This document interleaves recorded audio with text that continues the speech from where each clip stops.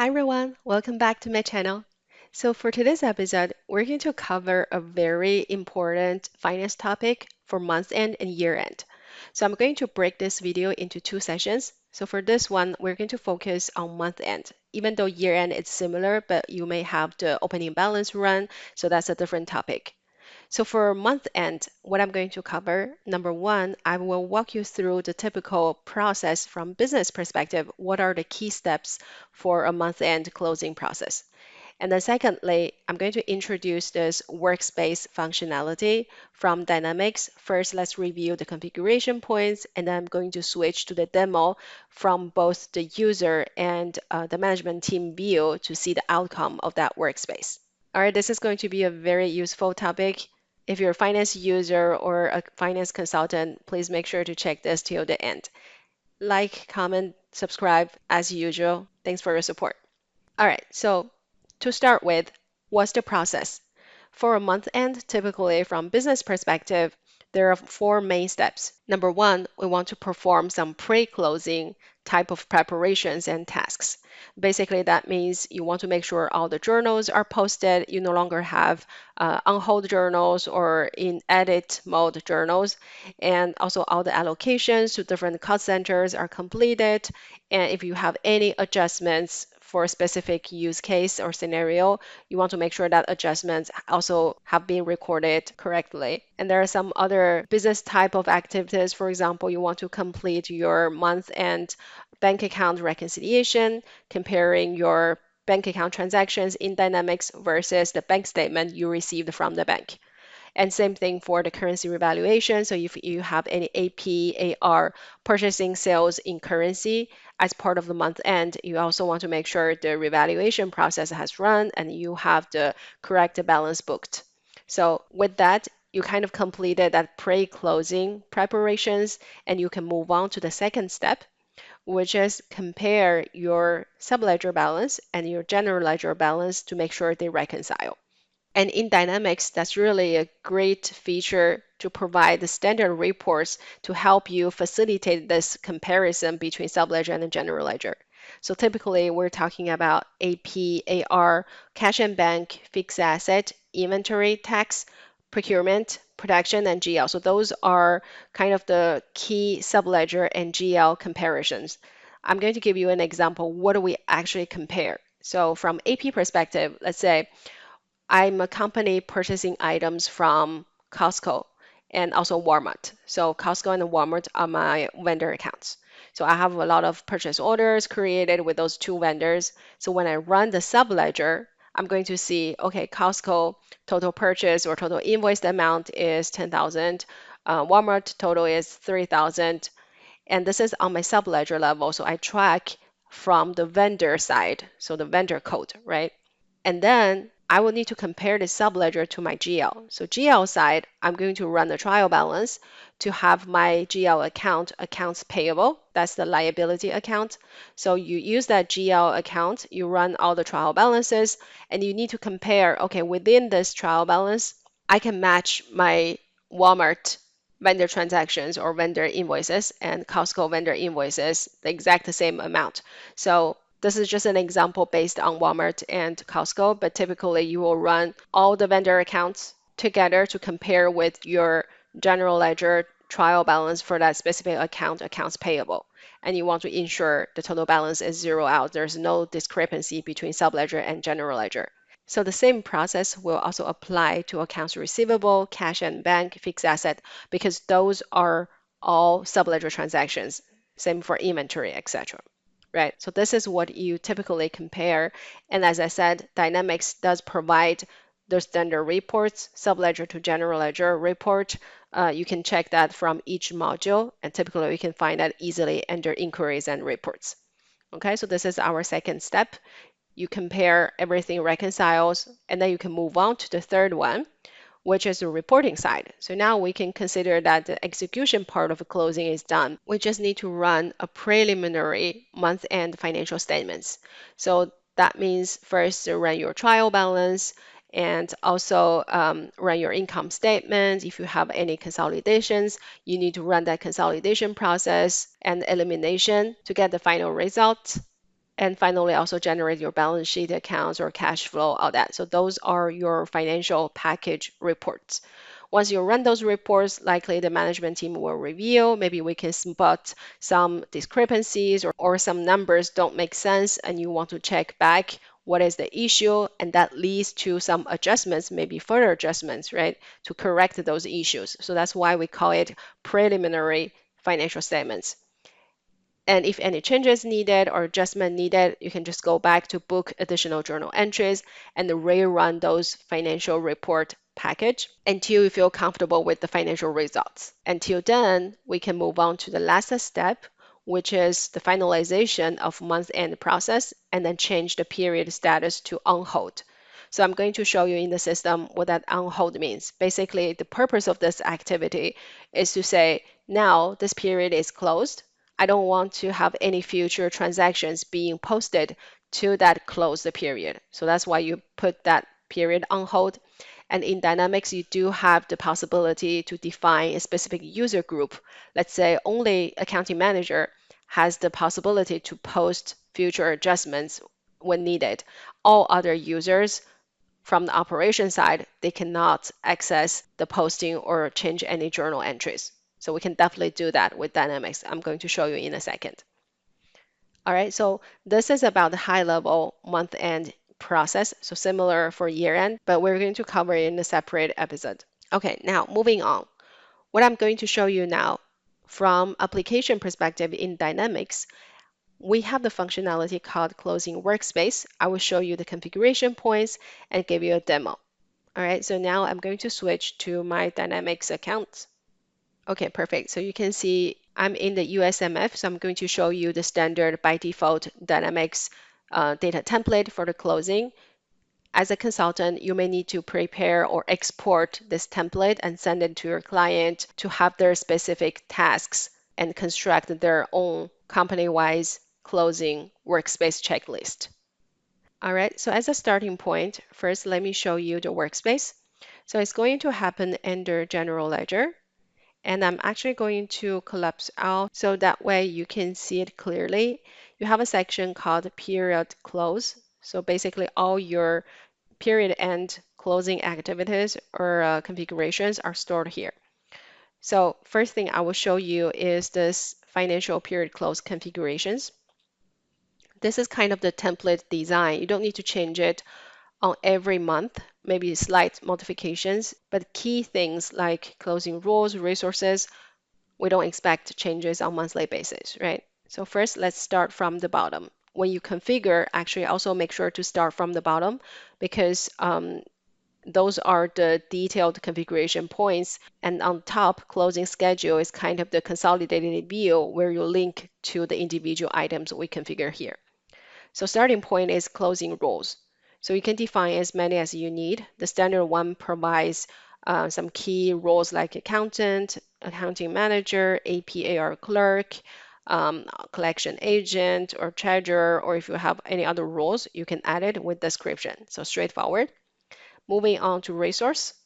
So here is where we define which resource should be associated to which role. So one resource can be associated to multiple roles. Right here, let's take this example for Arnie. For this user account, he is assigned as accounts receivable coordinator from HR perspective.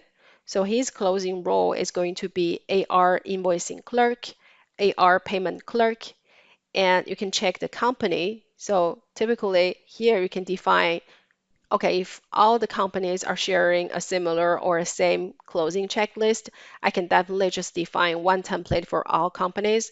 And if one user or one employee needs to manage the closing for multiple entities, then you can definitely define here with multiple entities selected. All right.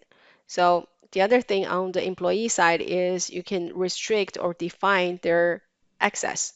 So from the workspace view, you can say, okay, for Arnie, I want him to only see the assigned tasks. So here is where you define that.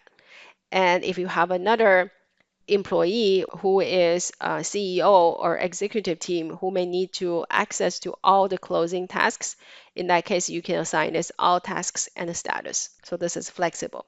All right, and just a one side note here, as a consultant, sometimes when you demo, you need to make sure your own account is also added here as a resource with closing rules. Otherwise, you will not be able to open up that workspace to see the end result. So I see that very often. We don't understand everything is set up, but I cannot demo. I just don't see the details. That's because you are not listed here as an employee, so you don't have view access here. Okay, moving on. Task areas. Straightforward. This is tied to your reporting needs, how you want to see your closing progresses are grouped. So for example, I want to track, okay, for month-end closing, how do we do on the AP side? How do we do on the AR side? So that's why you group this per area and then you regroup those tasks under the specific area. So for now, Dynamics gives this more module-based for accounts payable, receivable, bank, but this is definitely configurable so you can put whatever makes sense to your business. Okay, and then for the next one related to calendars, this is probably the most important thing. So typically what we see is you can define a 5-day calendar, 7-day calendar, depending on your company policy. And basically, every time when you create a new, you will need to do edit calendar and define the start date and end date. So the system is going to generate this view, giving you day by day view. And at the same time, you can modify the working days. So typically Saturday, Sunday is non-working days. So that's why you see this is marked as no. But let's say for month-end close, we're in urgent mode. We tend to work during the weekend. And for my due date and progress tracking, I do want to include the Sunday and Saturday as a working day. So in that case, you can definitely come here and change this as a working day. So this is flexible. Now, my point is for this calendar, you probably need to maintain for each month end because you will need to change the start date and end date. And either you create a new one here with the calendar name and define a start date and end date for that specific month. All right. And down below, you can pick which day is working day. Okay. And moving on to the next template, which is the most important from checklist perspective. So here, let me actually walk you through here. So you see first area. So this is the area we defined here from task area previously. So you see accounts payable, accounts receivable, all those areas are available here. And each task is assigned to a specific area with the due date. So this due date, how this is calculated. Basically, this is based on the period end date.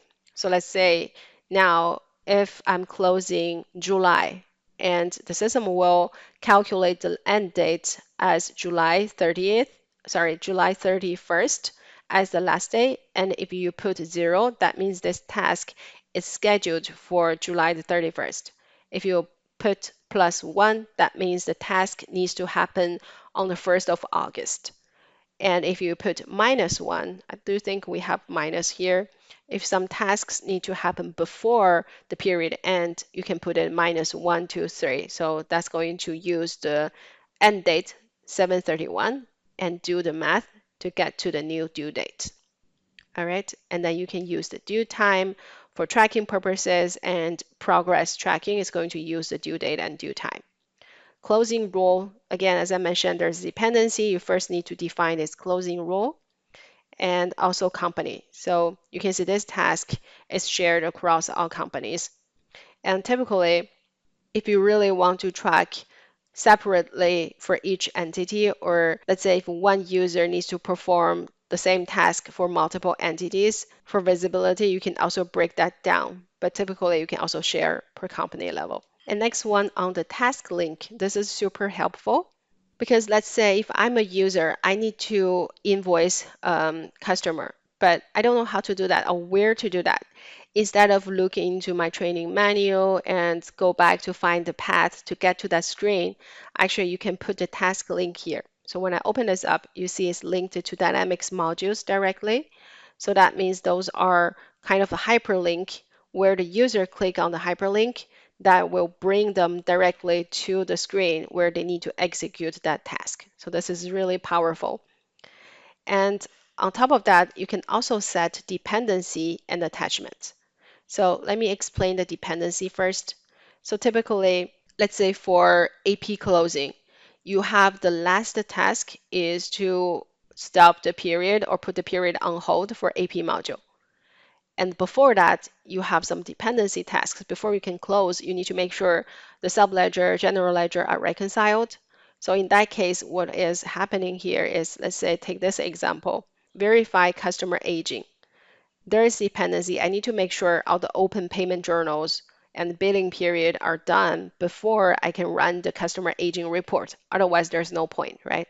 So to do that, to set a dependency, you can use those three dots and then set dependency. So now you see under accounts receivable module, here are all your tasks for AR activities. The last one is stop period. So typically you want to set a dependency for the last one. But in our case, we do have dependency to verify the customer aging. You need to make sure the period billing is done. You need to make sure all the open payment journals are done. So those two are marked as dependent to the specific task which is selected, right? So it's very straightforward. You can basically set this up for all the tasks if needed, but typically it's just the last one or some key dependency tasks. Now let me go back. The last thing I want to highlight is on this attachment. In case you need to attach any supporting document for a specific task, or you just want to add a specific guidance document for the closing procedure, you can do that and attach to task level. So again, using these three dots and do this attachments. And that's going to bring you to this view where you can add new supporting documents of different formats. All right, so now I'm going back to my main screen. And of course, if you want to see a specific area, feel free to play with this filter to only see the tasks under this area. And also currently you see my template is called month end, but you can have as many templates as needed. Typically, the recommended way is you have one for month end, one for quarter end, one for year end. And in case you have slight modifications between months, you can adjust this templates for each month, but typically you don't want to have one template per month, right? And to create this list or import those tasks, you don't need to do it manually. If you have a sample like me, month end template, you can directly do this copy template, or you can use this plus to add a new template. And the other way is to use this Excel add-in function. So you can directly export into Excel and work out all your tasks and then publish to reflect on your user interface this screen to see all the changes. So now it's a little bit slow, but basically you can use this financial period close templates directly for mass update. Okay, so now having reviewed all those key configuration points, the last one, this closing schedule, is really just a catch-all or a consolidated view to say, okay, now let's say I'm creating a schedule for my March 2017 closing schedule. So that's why I create a new line, define the period start date, end date. But typically the start date should be 1st of March 2017. Period end date is March 31st, 2017. So this is more the testing data in 2018, but this should be the period which you close. And then you tie a template to this month end. Also define what company is going to share this view together with the calendar. So this locked function, what does this mean? So typically, let's say I have closed my July period. Now we're getting into August period. And I may have some pending activities from July close. And actually, even though that's remaining, I only want to see my August tasks and progress. I want to remove my July ones. So in that case, you can actually click here, locked. That means all July period of tasks will no longer show up. You will only see August task planning and progress. And of course, you can unlock whenever you want. So this is more a control of view on your workspace progress and tasks. Okay, so on monthly basis, you will need to maintain the calendar if the dates change, and you will need to create this closing schedule for that specific month end, defining start and date. And that's pretty much everything you need to change from the configuration perspective. Okay, so now I'm going to switch to that front view as a user who needs to execute the tasks, and maybe as a CEO who needs to monitor the progress, you can actually open up that front view of Workspace. So let me show you. Again, same place, enter period close section. It's the first one, financial period close Workspace. So when you open this up, first thing you want to do is to make sure you select the correct closing schedule. So in my case, I only have March as demo data, but you may have other months. So you just pick which one you want to check. And here is what I referred to previously. Sometimes you may see zero showing up. There's no tasks, there's no summary. That's because as a demo user, your account is not added as a resource and you don't have any roles assigned. So that's why you don't see the details. Okay, so first level, you have this summary view that gives the overall status. So for sure, for now, we have 131 past due tasks. But if you want to check what are those tasks, you can just click on this tile that brings you to this task view, very similar to what we just reviewed with company, responsible, due date, started, completed, actual dates. So the system will actually automatically log your started completed date once the user check this option. Okay, so going back here to my workspace, down below tasks and status. So here is where your actual user and CEO can come in and check details. For example, if I'm a user, I need to see all the tasks assigned to me. So basically, you can either check the status by person and then click on this user account, or from security perspective, if I'm just an executor of tasks, I may only see the tasks assigned to me, so I may not have those full views. I can just see those tasks open. And if I click on my name, on the right-hand side, you're going to see all the detailed tasks assigned to me, together with area, company, due date, all that. So let's say, oh, now I want to start my first one, post the open payment journals. Then I just check this. This task has been started, and you see the actual start date has been logged automatically, right? And same thing when you do the completed, the system will also mark that completion date. Okay. And again, from this task level, you can use those three dots to see, okay, I have attachments, or I want to add attachments, or if I want to remove this tasks. Again, this is related to your user security. As a task executor, I may not be able to remove this task. I can see the dependency, I can edit. So let's say if you want to change the responsible of this task, then you can add it from here, directly change the responsible, or make any other modifications at task level. Okay. And now if I'm the CEO of the company, I want to see the overall status by company. I can click here, status by company. And of course, you can filter by all tasks or just see the tasks due today or past due, and then from all companies. So you can also have that specific view. But overall, let me expand this. For company, I see my Great Britain entity has 33% completion, and you can just move down. And then if you want to see details, just click here. On the right hand side, you can see those detailed tasks altogether. Same thing, you can filter by area and status by person, or have the full view of the task list. Okay, so this is everything from the front end, what we call the financial period close workspace or dashboard. And as a final topic I want to review, as we reviewed from the PowerPoint, I want to show you the period on hold. So let's say now all the tasks are completed. I want to go back and put my period on hold so there's no future transactions being posted. So to do that, you can go back to GL module and then open up this calendar, ledger calendars. So from here, you have the view of all fiscal calendar, all periods. So let's say if I want to close this period, you have all the entities here. Currently, by default, everything is open, but you can change this directly, modify to put it on hold. Best practice is you do not change it to permanently closed, because otherwise you can no longer open it for the future. You can only do on hold.